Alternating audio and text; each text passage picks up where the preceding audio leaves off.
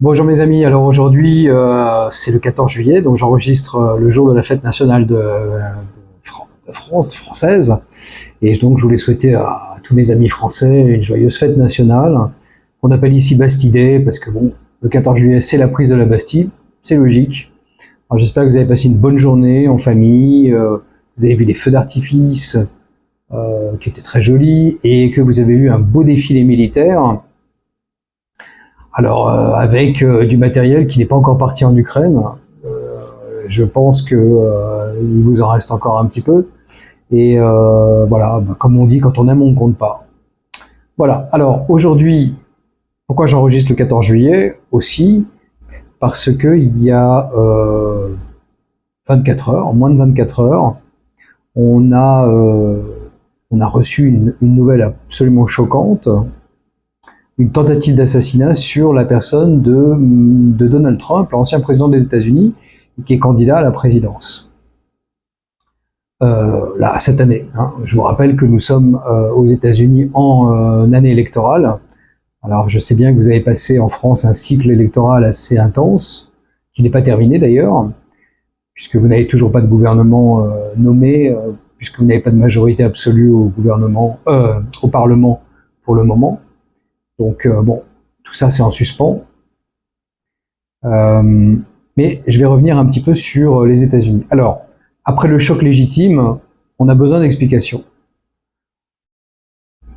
Parce que c'est pas la culture française d'assassiner ou de vouloir assassiner un leader politique. Bon, il y a des exemples dans l'histoire, bien sûr. Bon, Ravaillac et Henri IV, par exemple, ou je sais plus quel président, je me demande si c'est pas Albert Lebrun, mais je sais plus lequel. Désolé, ma mémoire, pas aujourd'hui. Donc voilà, je suis désolé, mais je crois qu'il y a un président qui a été assassiné. Bon, vous me corrigerez, vous corrigerez de vous-même en regardant Google. Voilà. Alors, les explications sont les suivantes. Je vais faire ça par étapes, tranquillement. Je vais essayer de dérouler au maximum, avec le maximum de détails possible. Même si je vais certainement oublier des choses, donc vous compléterez par vous-même. Et puis de toute façon, on n'en est qu'au début, puisque l'attentat a eu lieu là hier, donc on n'en est qu'au début du cycle, si j'ose dire, enquête, choc, réaction, analyse, suranalyse, etc., etc., etc. Alors, première couche, si j'ose dire, comme je l'ai dit il y a quelques instants, on est dans une période électorale très intense aux États-Unis. Bon, la campagne a commencé déjà il y a 4 ans, hein, juste après 2020, lorsque Trump a été battu par Biden aux élections en 2020.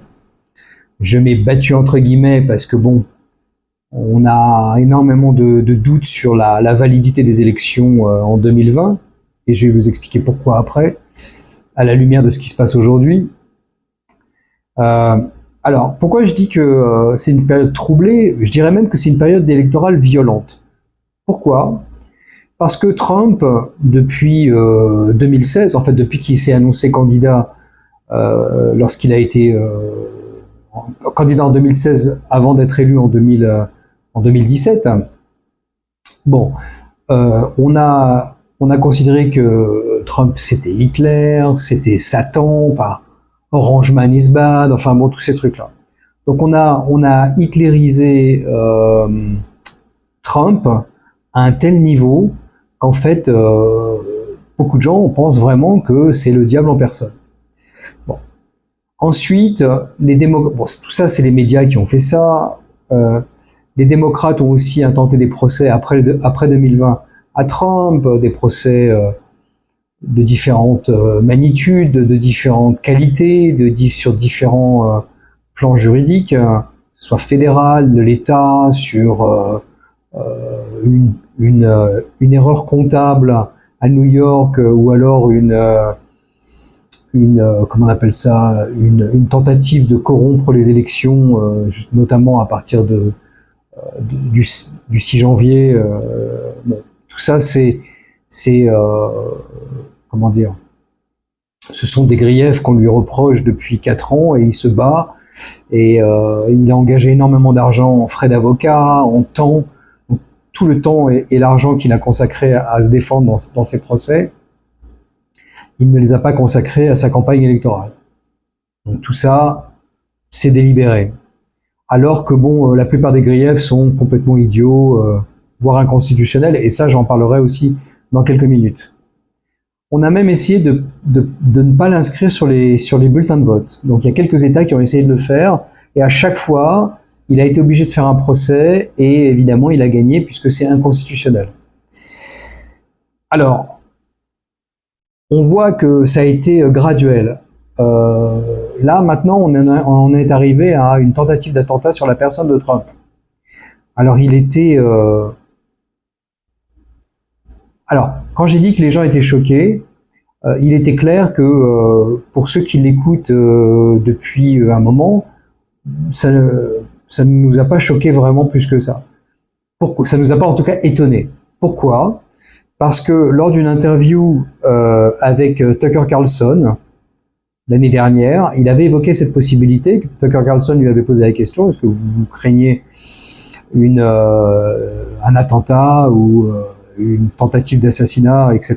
Et il avait dit oui, avec ces dingues, comme il dit, tout est possible. Bon.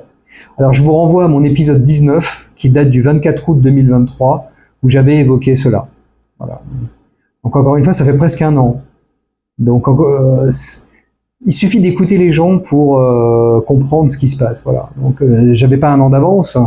J'ai simplement écouté Trump et attentivement. Voilà. Donc il était prêt. D'ailleurs, on voit que c'est quelqu'un qui a toujours été prêt pour toute éventualité. Alors pourquoi on veut l'assassiner maintenant ? Puisque je viens de dire qu'il avait déjà des soupçons déjà l'année dernière. Alors, d'abord, il y a eu un arrêt de la Cour suprême, Trump contre les États-Unis, qui a été rendu par la Cour suprême donc le 1er juillet 2024, très récemment. Ça fait quoi ? 10 jours, 12 jours. Et qui dit, en substance, je vais pas vous faire une analyse juridique de l'arrêt parce que ce serait vraiment laborieux et pas très intéressant finalement. Trump, d'après les juges de la Cour suprême, a une immunité pour tous les actes qui découlent de ses pouvoirs constitutionnels. Donc la Constitution américaine fait une liste des pouvoirs que le président possède dans le cadre de la Constitution. Soit dit en passant, je l'avais déjà expliqué, mais le président américain a constitutionnellement moins de pouvoirs que le président français. Donc ça, c'est toujours bon à savoir. Donc quand on traite Trump de dictateur, c'est un petit peu stupide, voire très stupide, très exagéré. Et concrètement, qu'est-ce que ça veut dire ? Ça veut dire que les démocrates ne peuvent plus le poursuivre sur la plupart des griefs qui lui sont reprochés, notamment en lui disant voilà qu'il a agi pour faire un putsch en fait le 6 janvier, il voulait pousser à un putsch alors qu'en fait il a fait son travail de président, il a fait un rallye ce qui était possible, etc., etc. Donc il y a énormément de griefs contre lui qui automatiquement vont sauter à cause de cet arrêt de la Cour suprême. Donc en fait ça enlève les canines aux chiens démocrates qui voulaient mordre Trump. Alors je vais vous donner un exemple. Il y a un article du HuffPost du 2 juillet 2024. C'est un article en anglais. Je vais mettre le lien, mais je vais le conserver en PDF. Donc, s'il y a des gens qui le veulent, je peux leur envoyer. Qui donne un exemple assez bizarre d'ailleurs pour illustrer justement l'application de cet arrêt de la Cour suprême du 1er juillet 2024. Et il donne un exemple très très étrange. Je lis parce que c'est très important, chaque mot a son importance. Biden pourrait ordonner l'assassinat de Trump et pourrait bénéficier de cette immunité. Voilà textuellement ce qu'écrit cette personne dans le HuffPost, il y a 13 jours, ou 12 jours, pardon. Bon, ça laisse réfléchir, ça donne à réfléchir. Ça laisse pantois, parce que c'est comme si on appelait au meurtre, quoi. D'une certaine manière. Alors un autre élément contextuel qui est important de noter, c'est que On savait depuis très longtemps que Biden avait des problèmes mentaux et physiques. On nous a assuré pendant des années qu'il allait bien, qu'il était fantastique, qu'il faisait des gaffes, ça faisait longtemps qu'il faisait des gaffes, etc., etc. Bon. Alors, soit dit en passant, on peut être idiot très vite, très jeune, hein, et aggraver son cas au fur et à mesure que, le cerveau se transforme en compote de pommes. Bon. Mais, sérieusement. Donc, les médias ont soudainement commencé à réaliser que Biden n'était pas le bon candidat. Alors, quel a été l'événement déclencheur? Très simple. Sa prestation désastreuse lors du débat avec Trump le 27 juin dernier sur CNN. Bon, il y a plein de vidéos, vous avez dû voir des trucs là-dessus. Bon, on voit bien que Biden n'est pas dans son assiette, alors qu'il est préparé, alors qu'on lui donne des médicaments. Bon, il y a énormément de choses qu'on lui donne pour qu'il puisse tenir lors d'un débat, une conférence de presse, etc. Et malgré ça, il fait des bourdes. Donc oui, il y a vraiment un déclin mental et physique. Alors, il est intéressant aussi de noter que le déchaînement contre Biden a été largement soutenu par certains classiques du parti démocrate, Obama qui a été timide, certains conseillers politiques importants, des élus démocrates aussi. Bon. Des célébrités, comme George Clooney, qui a une très jolie maison sur le lac Como, et qui est millionnaire, et parce qu'il donne 10 millions de dollars à la campagne de Biden, il se permet d'ouvrir sa gueule. Voilà. C'est pas, il n'y a pas que lui, hein, mais bon, c'est le meilleur exemple possible. Par contre, la base des électeurs démocrates, eux, veulent le maintien de Biden, de même que la famille Biden. Alors certains disent que c'est de l'abus de vieillesse, d'autres disent mais oui, mais c'est leur gagne-pain, Joe est leur gagne-pain, donc c'est tout à fait logique. Bon, alors où est-ce que je veux en venir par là? Les Biden, les démocrates ou les deux avaient besoin d'une distraction, d'une diversion, et via les médias, parce que ça devenait insupportable les critiques sur Biden, sur son état physique et mental. Donc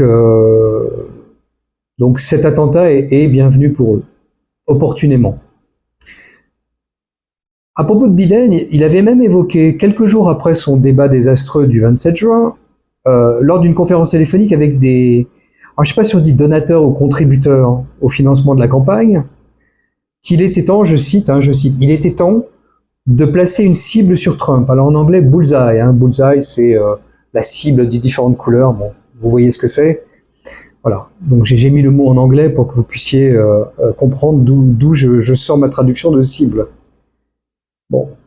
Alors ça peut être une expression populaire. Ça peut être aussi, encore une fois, un appel au meurtre. Je sais pas. On peut l'interpréter de différentes façons. Ambigu tout ça. Bon. Et le dernier point sur le timing, si j'ose dire, pardon pour un anglicisme, mais c'est que la convention du Parti républicain va commencer demain, le 15 juillet. Alors qu'est-ce que c'est que cette convention du Parti républicain? C'est très simple, c'est tous les délégués du Parti républicain aux États-Unis qui se réunissent, donc je crois qu'ils seront à Milwaukee, et ils vont sélectionner leurs candidats pour l'élection présidentielle. Et qui devait être le candidat à l'élection présidentielle pour le Parti républicain? Donald Trump. Donc, évidemment, si l'attentat avait réussi, ça aurait été un gros problème. Qui va-t-on nommer? Voilà, comme candidat républicain. Donc, ça aurait mis les républicains dans une grosse panique. Et voilà. Et donc, ça aurait permis aux démocrates de faire une diversion, là encore. Alors maintenant, la question cruciale. Qui a fait le coup? Alors, je vais être obligé d'utiliser des périphrases, des sous-entendus, parce que bon, on est sur YouTube et il faut pas trop être explicite sur YouTube, sous peine de se faire censurer.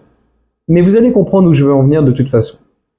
Alors, il y a des gens qui participaient au rallye, à la réunion publique de campagne de Monsieur Trump, et qui ont vu un homme armé sur le toit d'une grange. C'est en Pennsylvanie, dans un endroit rural où il y avait un grand champ où il y avait des milliers de personnes. Il y avait une grange à quelques centaines de mètres. Et cette grange était dans la ligne de mire du podium d'où Trump parlait à son public. Alors ces personnes qui participaient au rallye donc ont alerté la police, leur ont montré le personnage. Les policiers n'ont rien fait, n'ont rien dit. Et quelques minutes plus tard, on a entendu les coups de feu. Vous avez vu la vidéo, vous avez entendu les coups de feu. Donc c'était bien entendu trop tard.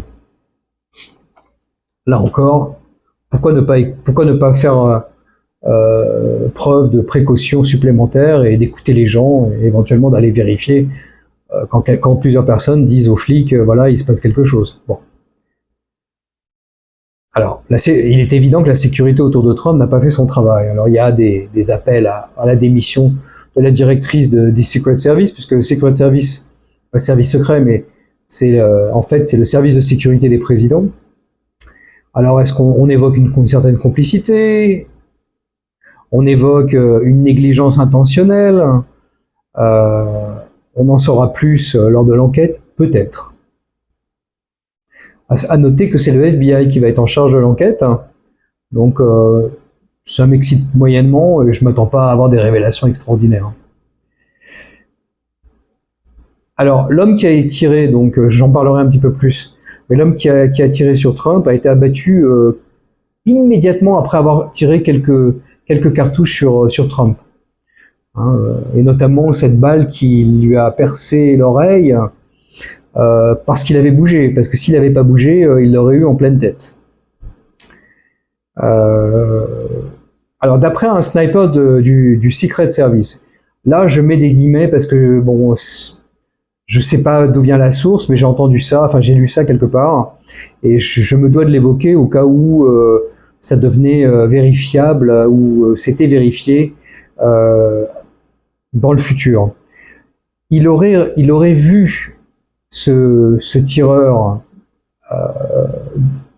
il aurait demandé l'autorisation à ses supérieurs de tirer, donc de l'empêcher parce que pour le neutraliser, parce que c'était évidemment, on voit un type qui rampe sur le toit d'une grange dans la ligne de mire du du candidat à la présidence des États-Unis.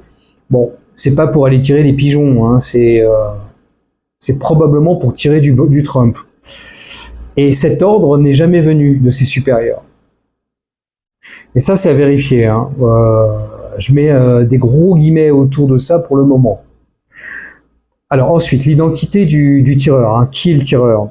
Alors, elle a été révélée, assez vite d'ailleurs, mais la description du personnage, pour moi, est vague et floue. Il est enregistré républicain, mais il donnait de l'argent à des organisations orientées à gauche. Il était antifa, il était je sais pas quoi.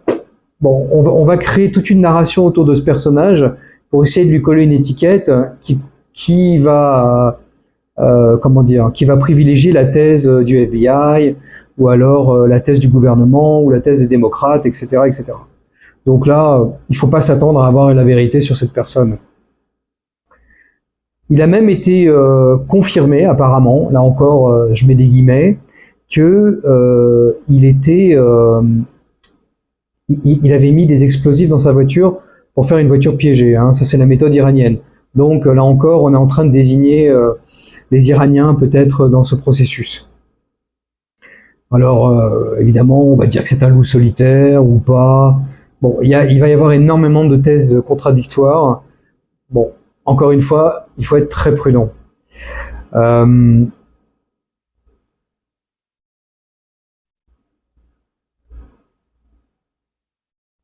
Encore une fois, je pense que c'est très difficile de corroborer pour l'instant toutes ces informations. Et aussi, il est possible que toutes ces informations aient pour but de noyer en fait les gens dans trop d'informations et aussi de détourner l'attention ou de faire une diversion sur les vrais coupables ou les vrais donneurs d'ordre. Voilà.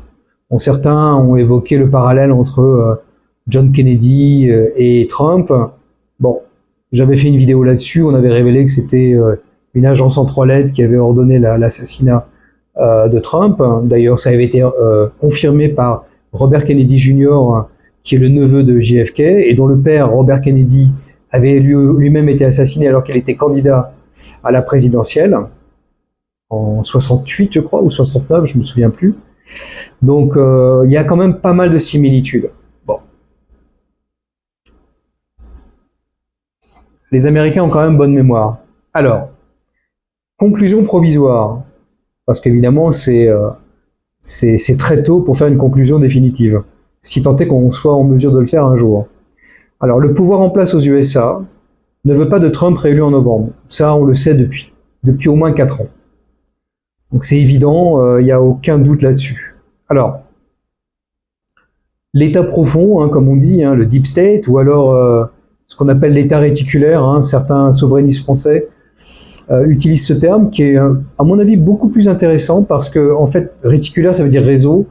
Et effectivement, il y a différentes composantes dans l'état profond. Il y a les bureaucrates, hein, j'en avais parlé déjà dans une vidéo précédente.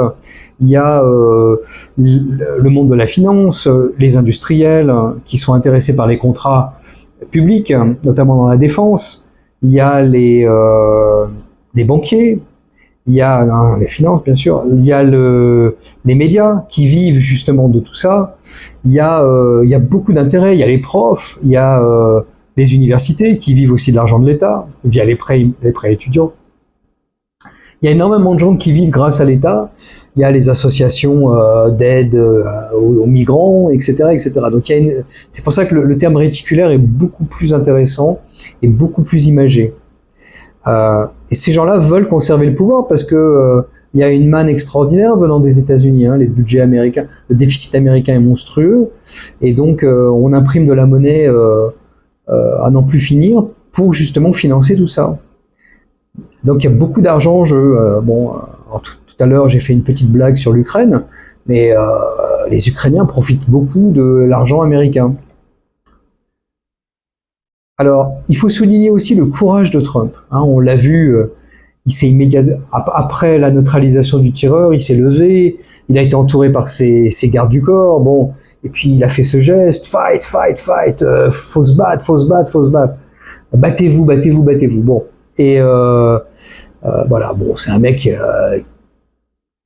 il en a en acier trempé, je pense, mais c'est évident, c'est quelqu'un qui a beaucoup de courage et c'est pas du tout étonnant.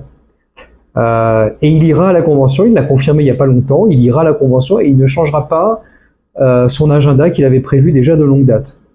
Donc voilà, on lui tire dessus. Bon, c'est John Wick, quoi. C'est exactement ça.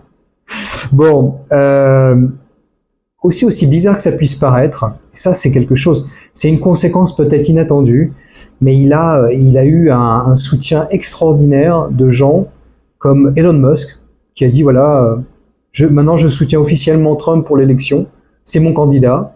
De même que le milliardaire financier, ou le financier milliardaire Bill Ackman, qui est un démocrate de longue date et qui a décidé lui aussi de soutenir. Il y aura d'autres personnes avec un profil connu qui vont aussi se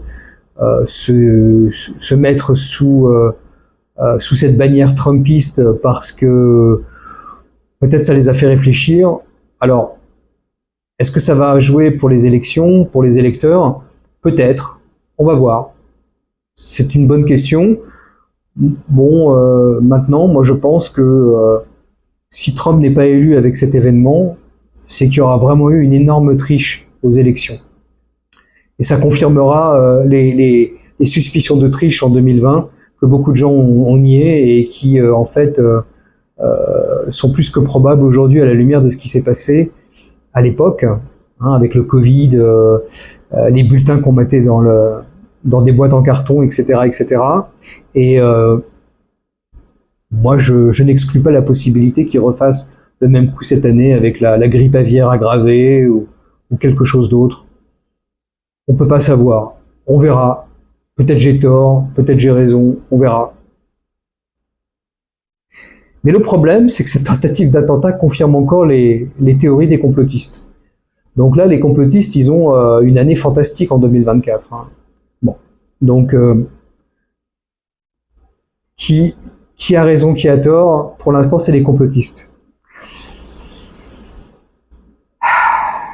Alors, dernier point, si Trump, compte tenu de la radicalisation, compte tenu de la violence, hein, j'en ai parlé tout à l'heure, et compte tenu de ce qui s'est passé récemment, hier, concrètement, si Trump n'est pas réélu, il peut y avoir de la violence aux États-Unis. Hein, j'avais évoqué la guerre civile en disant non, c'est pas possible. J'avais dit ça. Hein, je réitère, non, c'est pas possible. Les Américains ont le frigo plein. Ils peuvent pas faire une guerre civile. Mais là, on est en train de rentrer dans une autre, comment je peux dire, dans une autre configuration. Et là, si les Américains, on leur vole encore une fois une élection, il va se passer quelque chose de très grave. Il faut savoir que les Américains, il y a les Américains des côtes, les Américains des grandes villes, qui sont plutôt démocrates, mais qui représentent une toute petite partie des États-Unis, et tout le reste de l'Amérique, bah, c'est républicain, c'est trumpiste. Il suffit de se promener dans le sud. J'avais fait plusieurs vidéos là-dessus où je vous avais décrit tout ça. Donc oui, ça va aggraver la radicalité des deux camps et pas seulement le camp de Trump, parce que bon, il faut pas s'attendre à quelque chose de paisible. Les démocrates vont lâcher leur nervi BLM, Black Lives Matter, les antifas qui vont faire des émeutes, etc. Donc tout ça, ça va finir en guerre civile. Alors pour l'instant, c'est une petite guerre civile à bas bruit, gentille, où on s'insulte, ou voilà. Mais là, on est passé dans une phase différente. Où là, il y a du sang. Il y a du sang qui coule. Parce qu'il faut pas oublier que, bon, Trump a été blessé, mais il y a une personne qui est un pompier qui a voulu protéger sa famille, qui a reçu une balle, qui est mort. Et il y a une autre personne qui est en situation très grave, à l'hôpital. Voilà. Donc, il faut pas oublier ça. Donc oui, le sang a coulé, et pas seulement sur l'oreille de Monsieur Trump. Et les Américains ont bonne mémoire, malgré tout ce qu'on peut dire. Voilà, donc ne pas s'inquiéter plus que ça, mais considérer que c'est sérieux. Voilà. Donc la politique aux États-Unis, c'est vraiment un sport de combat. Hein. C'est pas comme en France, où c'est que verbal. Ce sont des joutes verbales, des beaux discours, et puis ça s'arrête là. Bon. Mais la société, elle, est beaucoup plus violente en fait que la politique quand on voit l'état de la France. Alors qu'aux États-Unis, c'est un petit peu les deux, malheureusement. Voilà. C'est la société qui est violente et la politique qui est violente aussi, concrètement. Voilà, donc j'espère que ça vous a intéressé. J'ai fait un peu long, mais c'était nécessaire de faire un petit bilan. Le lendemain de la tentative d'attentat sur Trump, j'espère pouvoir faire d'autres vidéos sur la campagne électorale, parce qu'il y a beaucoup de choses à dire là-dessus. Donc à bientôt et merci pour votre fidélité.